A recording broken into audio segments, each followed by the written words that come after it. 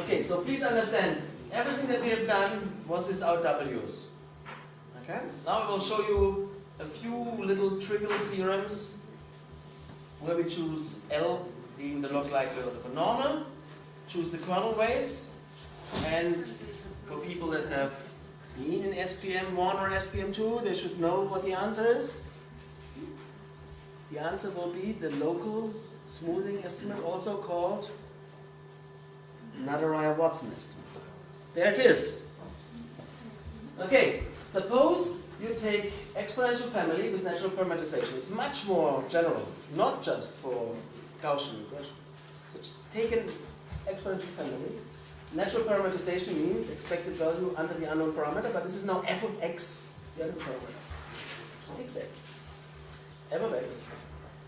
Natural parameterization means the expected value of f of x is equal to f of expected value of y is equal to f of x. You can see that the natural parameterization is of this form. You see, but the difference is, before that we were dividing by n, the sample size itself. And now we are dividing by capital N, which is the sum of the weights. Sort of, this is the, sort of, you could say, the effective sample size, the effective local sample size. The sum of the weights is the effective local sample size. Note that in contrast to SPM, the weights here are defined differently. So this is also wrong here.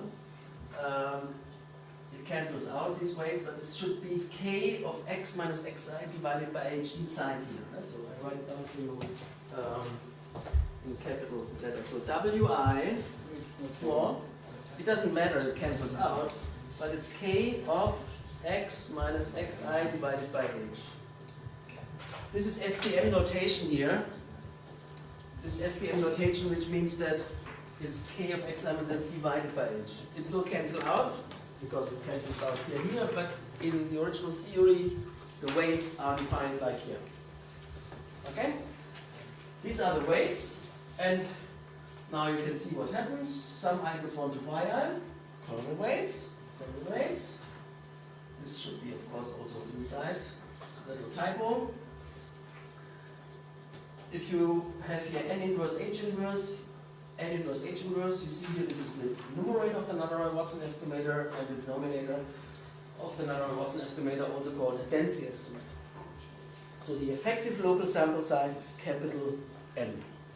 And we rediscover the Nadaraya-Watson estimator in an exponential family as a local parametric, local constant parametric estimator. So here's the way it is defined done in SPM, Nadaraya-Watson estimator. I make this very quickly because I think we have to stop. Originally we wanted to stop at 8 o'clock, right? But we started half an hour late, so I will stop in about 5 minutes. Okay, Nadaraya-Watson estimator, I think everybody knows. I give you this example of Engel, net income versus food for 7,000 British households. And I give you an extension to local polynomial expression. Actually, Nikolaus, this picture is the sign of our institute, Institute for Statistics and Econometrics. It has exactly this picture. Actually, only with 130 points, so let's disguise it more, not to make it too much flashy. Like, if you take not a local constant, so here we took a local constant exponential family where the constant depends on x. Yeah? So we had theta of x equal to this local constant. If you do a Taylor expansion for sufficiently smooth functions, you can take the next term with you. That means instead of taking just a local constant where these will all 0, you take a local polynomial, for example a local linear function, then you arrive at the so-called local polynomial estimators in terms of your moments of the design matrix, but you have to calculate this matrix for each x at which you would like to calculate your local polynomial estimator. The solution in the least square sense is given as a weighted least squares estimator. I don't want to go into asymptotic properties. This is a local polynomial estimate. And 7 more slides. You can calculate the derivative easily. 5 more slides, and then I'm done for today. Local polynomial approach is to take the parameter f of xi to be locally parametrizable by regression function. Regression function, in this case a linear one, where the weights are greater or equal to 0 for some parametric estimate theta. Localization is done by weights, yeah? And in the case of the Gaussian contrast or Gaussian likelihood, you have an explicit solution. This was exactly the solution that I showed to you a minute ago, the local polynomial estimator. Okay. Again, local polynomial estimator. In the Gaussian case, you arrive at the for exponential family, you arrive for local constant and you arrive Watson estimator. For a local linear regression, in the Gaussian regression model, and I am allowed to go up to page number 50, and we are arriving now at the first theorem of type 2. See, we always calculated the risk here under the parametric model. Now we calculate the risk under the true model. You will see this under this local parametric approximation. So assume that you can sufficiently, I agree it's not described yet, that you can sufficiently approximate, I told you, the parametric model locally, the non-parametric model locally by a parametric model, which is described by this loose description of being roughly equal to a parametric model for positive weights. You can do that and calculate sort of in the wrong model. Yeah? You replace f by f theta. You calculate in the wrong model because it's approximately only right. You calculate a weighted likelihood, a weighted maximum likelihood estimate. Yeah? The question is, what can you say about this weighted maximum likelihood estimator? Actually, it's not yet of type 2 this theorem, it's type 1 theorem, right? But localized. Localized, sorry. I was saying something wrong. We are still doing that, but with weights. Okay. Alright, so the last theorem for today is that if the local polynomial approximation, local parametric approximation is exactly fulfilled, that means it's not just roughly equal, it's exactly this local, exactly equal to the parametric model for positive weights, then I ask myself, how good is my estimate locally with these weights, define the localization, how good is it in terms of the distance of theta bigger than theta star? And the answer is like in the theorem of, I think it's the Golubov-Spokojny theorem, it is also bounded by this constant. The nice thing is this R is independent of W. So I think now Volodya should say something more on this theorem. Two or three more. You would like to say something? Or should we stop? Just maybe 2 words. So this theorem and this general approach, local parametric approach, makes clear why we, at the beginning, intended and spent so much time to establish non-asymptotic results for small sample sizes. So here, in the essence of the local parametric approach, we want to do parametric methods, to estimate the parametric model, but from small sample, from local sample. So we start from very small neighborhood, even if you have 2 million data points. Even in that situation, you start from local neighborhood with few points. And you estimate the parameters from few points, and you need to do some inference. And what I tried to explain at the beginning, the main inference is based on this result. And why it is based? Because here, the right-hand side is independent of anything. Actually, it only depends on your parametric family, which is fixed. This is your favorite model. You fix the model. This could be a constant model, say constant volatility. It could be arch or gauge, your favorite model. You fix it. Then you fix this constant. And now, whatever interval you take, this inference applied. You know how to compute the estimate. You know what would be the accuracy. You know what would be the confidence set, etc.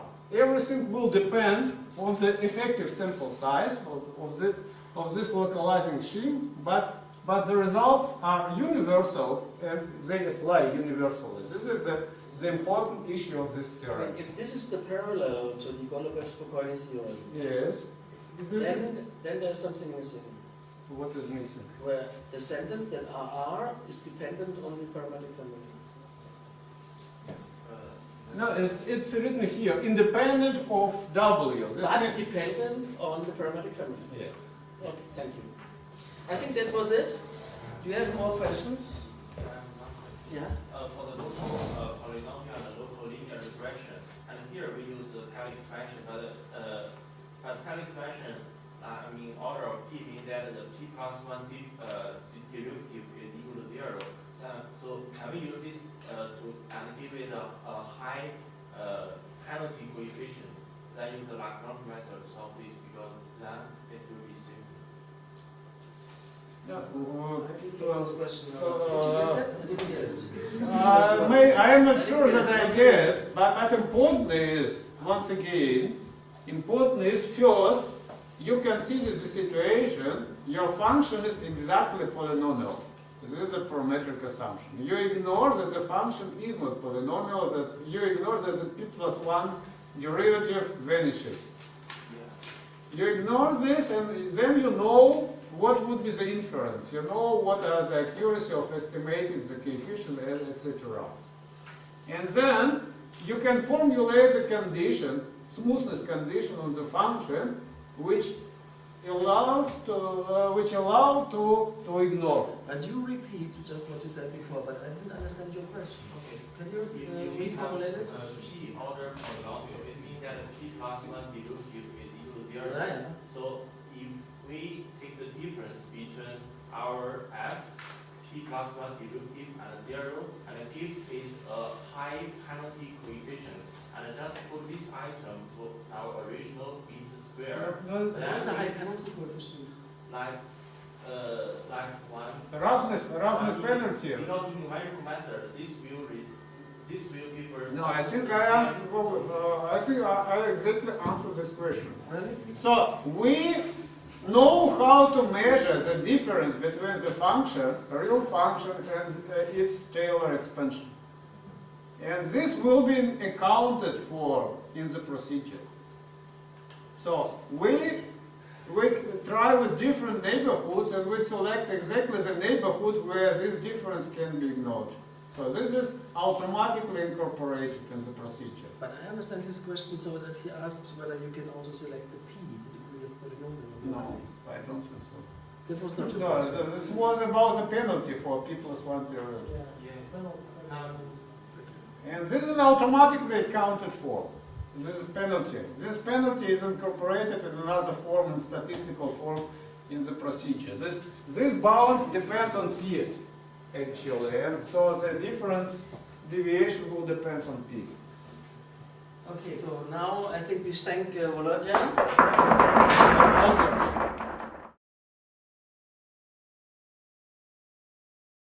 Okay, now let me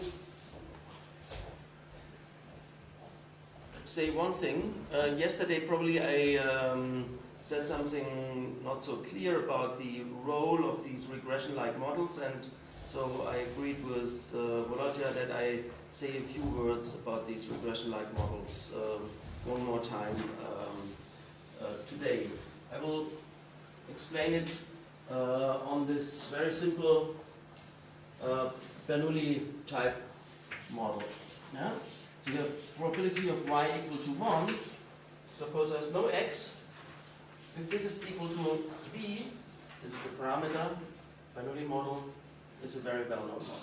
Yeah? So I showed you this migration from east-west, and then I said this is given x, the parameters. Now I have another right side. It was g of x transpose theta. But you can, so you see it depends on x. Now the question is, what is v in this kind of model if, say, g is a so-called probit unit function? And there I probably said something not so clear, or maybe it was wrong, that's why I wanted to correct it today. What is v? Actually, v is the same as before. The whole thing here is v. Yeah? And the regression-like model says v is equal, in the parametric situation, v of f theta of x. So f theta of x just takes the form g, probit function, of x transpose theta. Maybe it was confusing for you and also for me yesterday that there were betas still around. This comes from the SPM book. But in this case, the parameter v is given by a nonlinear relationship between theta and x. Non-linear function g, probit, could be logit of x transpose theta. Yeah, so that's how you have to think it. And the non-parametric extension is, of course, that v is just an unknown function of x. Yeah? Okay, so that's all I wanted to say now. And Volodya will pick up the course and explain now the jump from parametric models to non-parametric models, and he explains that you shouldn't jump too wide so that you still are in a small modeling bias environment. Okay, so yesterday we tried to explain you some things, and I don't know what is your feeling and impression, but actually what we need from the first part can be compressed in 2 lines, actually. So how I usually say the whole parametric theory in 5 minutes and 3 lines. And actually I tried to pick up it here in these 3 lines, that if you have parametric model means something like log likelihood. If you have a model, you have some sort of contrast. It's a more general notion, which could be quasi-likelihood, but we speak mostly today about likelihood. And then, in this parametric model, if you have this likelihood or log likelihood, you know what to do. You maximize it, and this leads to the maximum likelihood estimator, theta tilde. And we know that this is a good estimator. And this sentence, this estimator is good, can be quantified. And this quantification is a type 1 theorem in the form of very general parametric bound.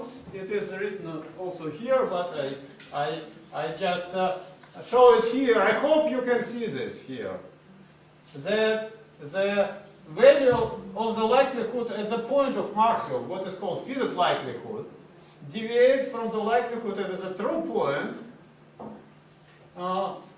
just by some fixed quantity. So it's stochastically bounded, the difference between the fitted likelihood and the likelihood at the true point. This this is stochastically bounded even with moments. So you have universal stochastic bounds, and you have the construction of the confidence intervals in the parametric situation. So basically, everything we need from the parametric theory is really here. We don't need anything else. And now we can be happy with the parametric theory because we already demonstrated this really works, and this really delivers the quality of estimation. Now the question is, okay, why we don't stop here? Everything is fine. The main problem is here. This result is only true if the model is true. The parametric model is true. Now we come back to real life, and we realize volatility is not constant over time. The intention of migration changes from one individual to another, and so on. So we cannot use one parametric model for the whole life. Now the question is how we can extend the parametric model. And there are actually many ways of doing that, and we here in this course present only one way. This is, in this sense, this is not the whole theory, it's the theory which is called local parametric approach. This means the following. We have our parametric model. Moreover, we say we like this parametric model and we want this simple parametric model. Bernoulli, Gaussian shift, later we will see arch or gauge. We like this model. We know, we are aware, this model is not perfect. It does not fit any situation. And what is the way out of this paradigm? The way we suggested is localization. We say, okay, globally, for the whole life, we cannot apply one model. For all data we have for the whole data set, it doesn't work. But what we can do, we can localize. We can consider not the whole data set, but local part of this data set in a special sense. And for this local part of the data set, we can apply our favorite model. And this is what Wolfgang tried to explain yesterday. So, I tried. I'm trying as well. We'll see what happens. Anyway, we're all the try. So, by the way, where is the pointer? I tried to find it. Please. Okay, so now the result which is shown here is the extension of the parametric theory, the first extension. No, thank you. I installed also the switching procedure. So now we consider not the global likelihood, but the localized likelihood. This localized likelihood is this capital W here. This means that we compute likelihood not on the base of the whole data, but on the base of the part of data. And this part of fraction of data is described by this capital W in terms of the weights. This means every observation gets the weights, the one weight, small wi, and this observation enters the expression with this the corresponding weight. Probably I can show it here somewhere. Yeah.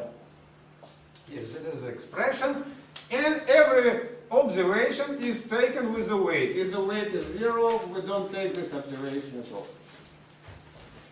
Now what we say is the following statement. If we consider this localized likelihood, and on the support of the weights, we have our parametric model. We restricted the data if our parametric model is now correct after localization. Everything continues to apply. Yeah? This is the message of this theorem. So using localization, if we localize such that the model is exactly parametric on this local neighborhood, then everything is fine. We are back in the parametric situation. We can apply our type 1 theorem. Now, you can think about any function. Function, say, smooth, now we say our favorite model is a function is constant and for function is linear or quadratic. Okay, can we believe that the function is precisely constant or precisely linear or precisely quadratic even on the local neighborhood? Unfortunately not. General function is not precisely constant, is not precisely linear, is not precisely quadratic. It can be only approximately linear, approximately quadratic, and so on. So now the idea is to extend the approach when this approximation, we approximate a known regression function by a parametric function. This is our favorite model. This is a real model. Now we don't write here exact equality. We write it is approximately equal. Then for some theta. Then we want to work in this situation. We want to extend everything to the situation when we have approximation. Intuitively it's clear, it should work. If we have very good approximation, we can ignore the difference. But now we need a measure. How to quantify the distance between a real function and this parametric approximation. This is the question, and there is, hopefully, I hope, so this is a natural measure to quantify this difference. And this natural measure is a Kullback-Leibler distance between the parametric, between two measures. So this K is a Kullback-Leibler. This is a parameter corresponding to the true measure. This means, so what is staying here actually is a distribution of the observation under the true model. And this is the distribution of the observation under the parametric approximation. And this sum is actually Kullback-Leibler distance localized between the true measure and the parametric modeling. And our condition, which we call, so this sum, is called modeling bias. And this is a measure between the true model and parametric approximation on the support of the weights. And our small modeling bias condition, SMB, is nothing but this bound, that this capital delta, W theta, is just smaller than some fixed value of capital delta. So what we see here, the meaning of the small modeling bias condition is as follows. There exists, for given localizing shim W, there exists some theta such that this distance between the true world and parametric approximation is bounded by delta. So if this condition is fulfilled, we can hope that our parametric approximation is reasonable. And now we try, so we can also, of course, optimize with respect to theta, with respect to the parameter here, and this will be the measure which will, unfortunately, it's not so. So theta, there's an optimal parametric approximation on this localizing shim. And with this approximation, we can hope everything works. So this is a graphical illustration, not very optimized, but this is the idea. So we have the support of the weights. This is the support of the weights, and this support we measure this difference between real function and this linear approximation. Okay? Now, what we can say about the accuracy of approximation under this small modeling bias condition. And here is a theorem 2, once again, so type 2 theorem, the first example of theorem type 2. Now, we this is the first time we leave the parametric world. We now not on the first ground, we are on the water a little bit. But still, we are not too deep in the water. And this deepness is measured by this capital delta. So we can still stay. It's here on the, if you also have it. Yeah, so we are here. And so now we consider the real observation. Now we take the same construction. We have this fitted likelihood to the power r normalized by the risk. This ratio is stochastically bounded in the parametric situation. Now what we can say, even in the real situation, it is still bounded in a little bit weaker sense, that the log of this guy is bounded by delta plus 1. So just if we forget about expectation here, and just suppose we have this inequality. What is the meaning of this inequality? The meaning is that this guy, 1 plus, this ratio is bounded by a constant. Okay? And this means this ratio is bounded by a constant. And this is exactly the parametric result. Here the constant was 1. And here the constant is a little bit different, but the flavor is the same. This means that this is a risk, kind of loss or risk in the real situation. And this is what is a denominator, is a bound for the parametric risk. And this ratio is still bounded by a constant. This means we have the same type of result and the same quality, essentially the same quality of estimation up to some constant factor because of this logarithm. So basically it is proportional to this capital delta. If the capital delta is 0, we are back to the parametric situation and we have more or less the same result as in the parametric case. But before theorem type 1 had the R's moment of L. Now we have log of 1 plus. Yeah, we have weaker condition. This means we leave, once again, this hard ground, where in the weaker situation we cannot establish the same type of result. We have to sacrifice something, and this is here is made in terms of the moment. In the parametric situation we have just polynomial moments, and here we have only logarithmic moments for the losses. So in the Gaussian regression, this guy is just theta tilde minus theta squared. So we have actually something like logarithmic moment only. But, okay, so this is a small price for general theory. We will see how we can work with this. But the main message, once again, we can extend everything to the situation which under small modeling bias condition, which is written here. So if the distance between the true model and the parametric model with parameter theta is bounded by capital delta, then the results continue to apply up to this capital delta. Okay, and here a small illustration. So if you consider this Taylor approximation, so logarithm 1 plus this guy is merely this guy, then we see that this is the same result in the flavor. Okay, now the next corollary of this message is that the inference which we did in the parametric situation can be applied here as well. In particular, here we consider this confidence interval. We justify this confidence interval, I recall it here, by this parametric theorem. Now, what we do, we ignore that the real situation is not parametric.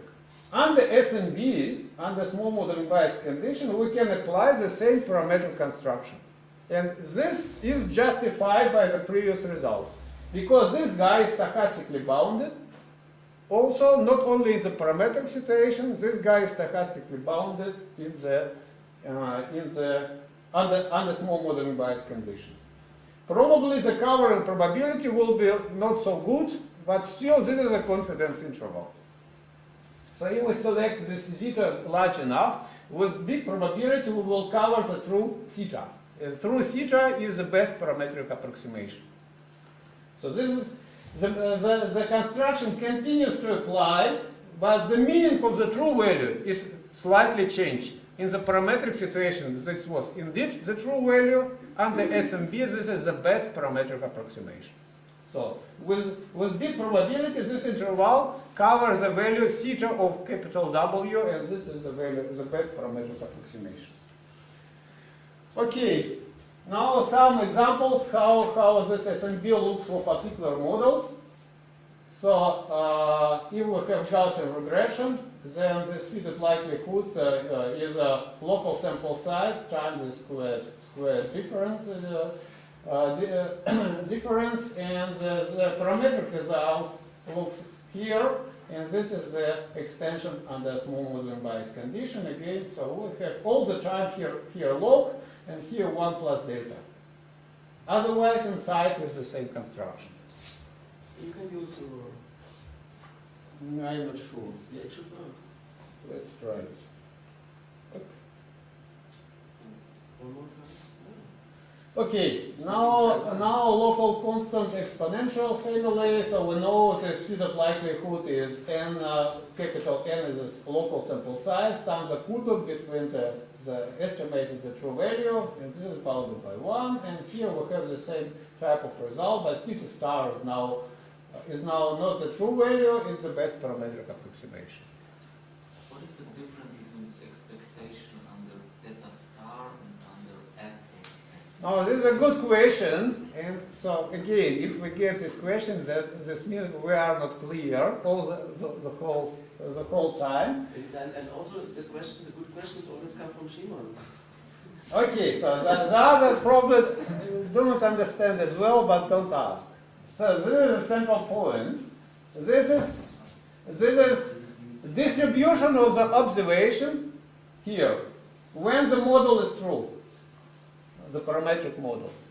Your parametric model is true, and then you have this kind of result. E theta star means that this model is true, precisely true. And here, this is a real situation. We consider your true model is function f.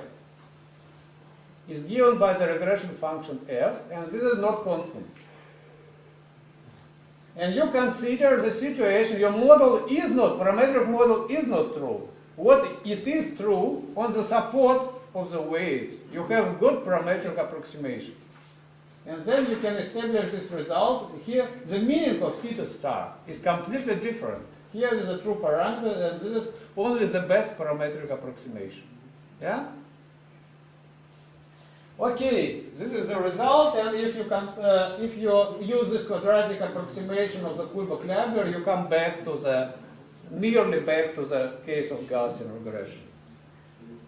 Okay. Now, again, everything is fine. You can think, but still we are not clear what we want in the real situation.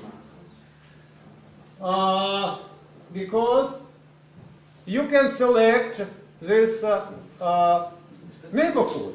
We approximate now the function locally, and you have additional degree of freedom. You can select small neighborhood, larger neighborhood, even larger neighborhood. What is the play or interplay here?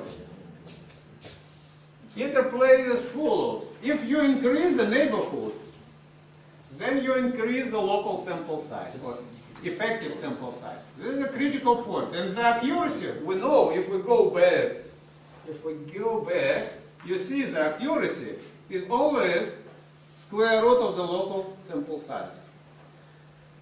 Accuracy, if you look here at this approximation here, the accuracy of estimation is square root of capital 1 over square root of the capital N. Therefore, the larger capital N is, the better is the quality of estimation, and this is intuitively clear. You use more data. If you have larger neighborhood, you have more data. Your estimation accuracy is larger, but if you increase, it might be that this modeling bias increases well. So you can think about the function approximated by a linear one, and if you take the neighborhood too big, the accuracy of approximation will not be so good. So now the question is, which neighborhood we have to take? And the answer is now more or less clear. Just take the largest one for which small modeling bias condition is fulfilled. Because now we can quantify the deviation from parametric model to non-parametric one. So we select the largest neighborhood in some sense, for which this delta, capital delta of W theta is still below theta. And here you, of course, optimize over small theta. Somebody should ask what is largest. What is largest? Largest, here we have natural measure, largest in the effective sample size, local sample size. Largest in terms of this capital N. And the delta is known. If you define the oracle, you have to give capital data. But this is just explanation. This oracle does not appear in the procedure. It's only for explaining the things, for formulating the results, but not for the procedure. There is no procedure. Okay. I don't see a procedure. You don't need a procedure to explain this. So till now, we don't speak really about the procedure. We just think so how far we can apply the parametric methods or parametric ideology. So now we only have a paradigm. So what we should do and what would be our aim? The aim is apply parametric methods and parametric models as long as it can be done. It can be done under SNB. This is the message. Now we want to come finally to the procedure. And for this, we figure out the setup. It's the first place when we try to be constructive. And actually, this theory tries to be constructive. We want to end up with some methods. And for construction, we first have to fix our setup. So, and what we have typically, we have a collection of localizing shim. And this is done for every fixed point small x. So you can think small x if you think about classification problem, tendency to migration. You have one individual you want to study, and localization means you look to the similar cases. Who are similar to this? How many people are similar to this, and how you measure the difference between different peoples in terms of the factors. If you are in the time, you can think how long you go in the history. Okay, so x in the time series context, x is today, and this wk is typically given by the bandwidth. How far you go in the history. And you have ordered sequence of bandwidths, h1, h2, hk. Every bandwidth gives you a localizing shim. By this formula, you have the kernel, and so you compute this difference normalized by the bandwidths. And you have something like a nested family of localizing shims. So this first localizing shim is very narrow, and then you increase it and increase up to the very long extent. So for every localizing shim, you have the estimate and the corresponding effective sample size. This is the first localizing shim, the second, and so on. And now, somewhere here, there is an oracle choice. Oracle choice means that the largest localizing shim for which we still have the small modeling bias condition. And this is what we want to mimic. So we want to construct the estimate theta hat, which is the best among this family, and the best is understood in the sense it corresponds to the oracle choice. This is the meaning. For the oracle, you have to know delta. No, which corresponds, which, in some sense. So k star is a function of delta. Yes.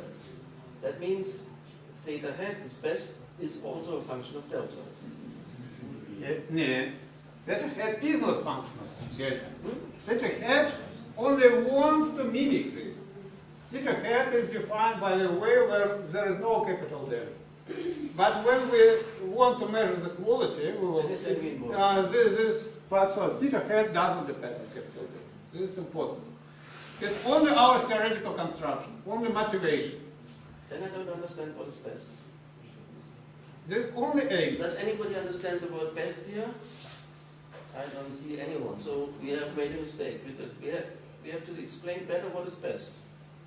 It's impossible. So there is no chance to Then you start define. with make a coffee.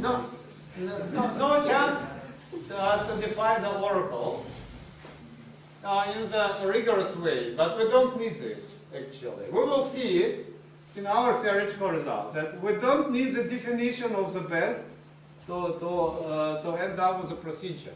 We will compare the result with any. So you have actually many oracle estimates, could be many, and then we will feed all of them at once. This is the message. So for every delta, you have another oracle. That's right. So And we have one identity estimate which feeds all of them simultaneously. So for every delta, you have another best. Yes. That was my question. I said best depends on delta. No, theta hat doesn't depend on delta. But what is the sense of best? Best? Mimicking the oracle. But since the oracle depends on delta, the best thing mimics something that depends on delta. That means the best thing depends on delta. So this word best actually was good. It was changed by you to best. And now you ask me why we see here best.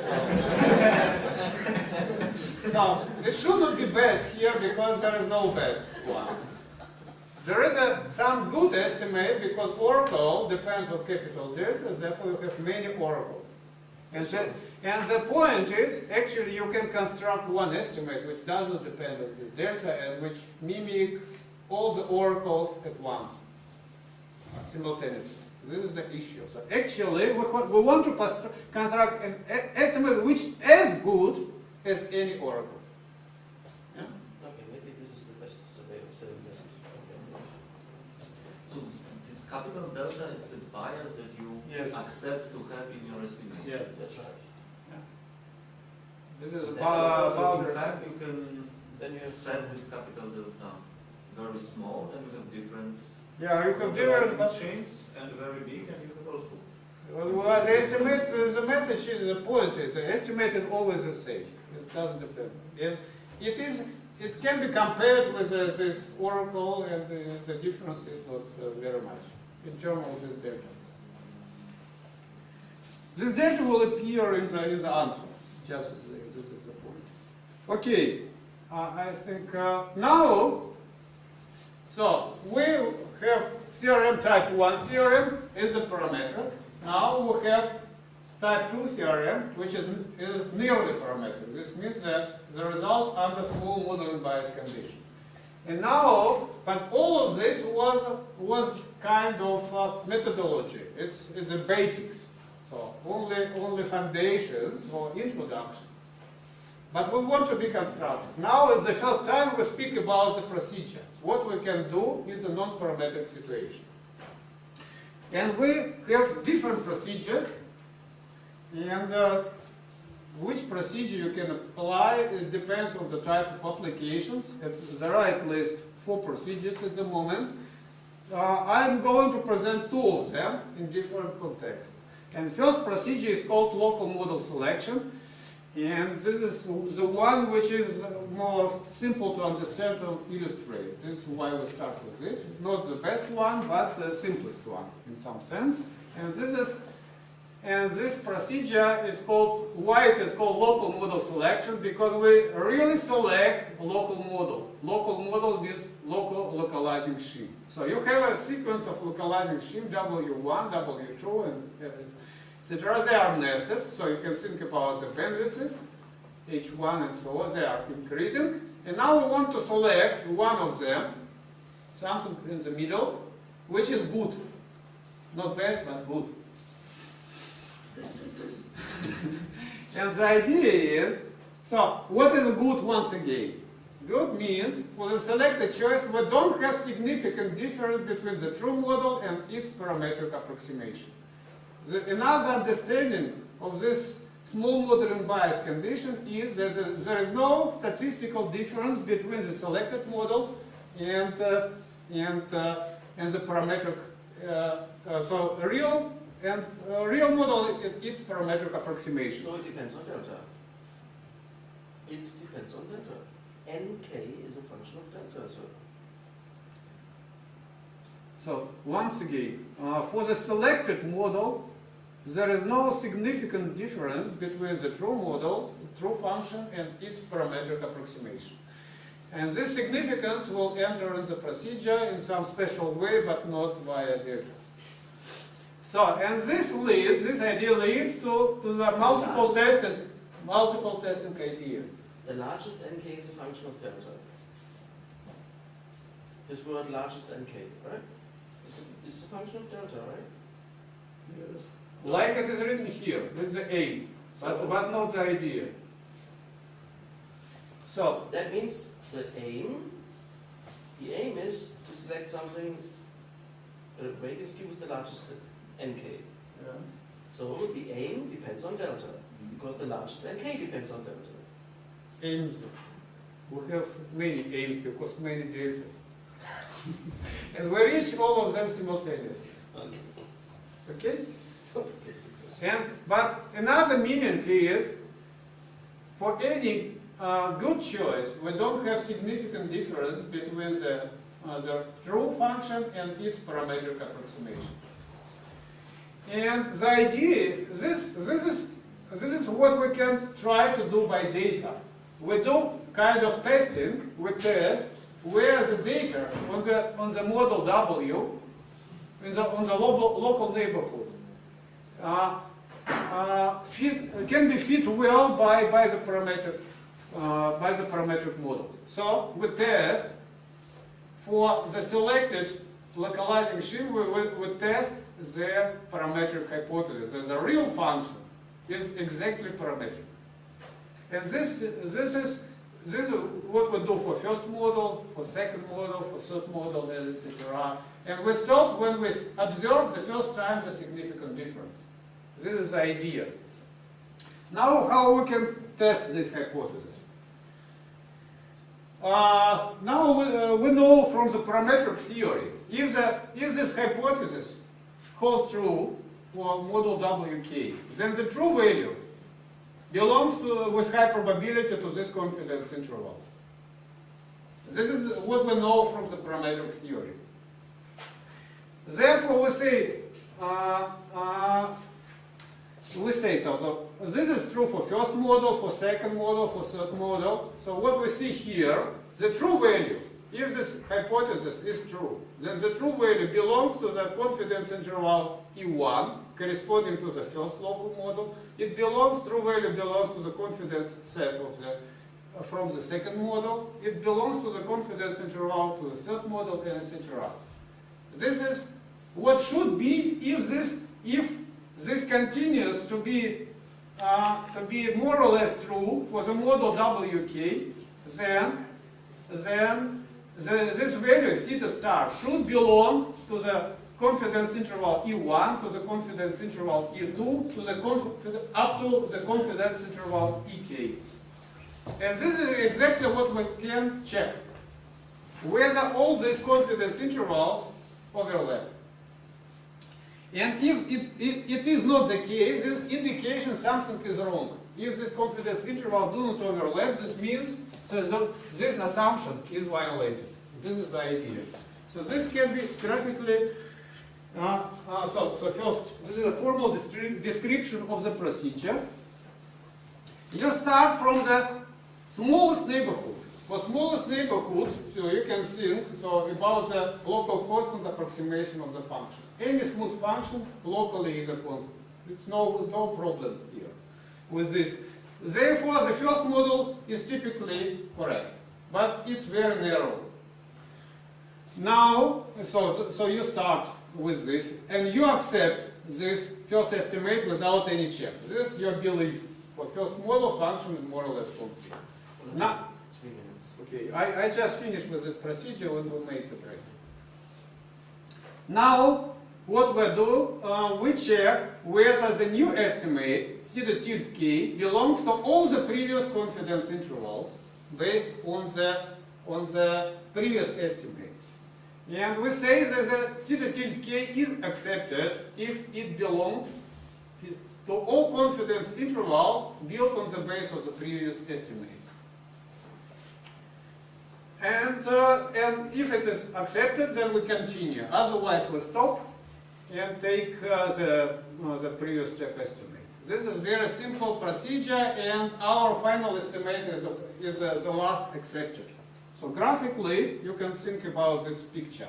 So this is theta tilde 1 is the estimate, this is a confidence set for this estimate. Then you have theta 2, there is a confidence set for theta 2 tilde, and we'll look whether this point belongs to the previous confidence interval.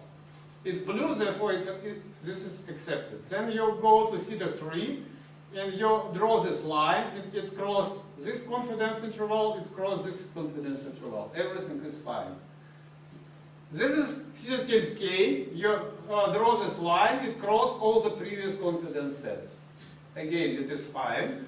And now, for the estimate theta tilde k plus 1, you have here this line, which doesn't cross this interval, that interval, and that interval.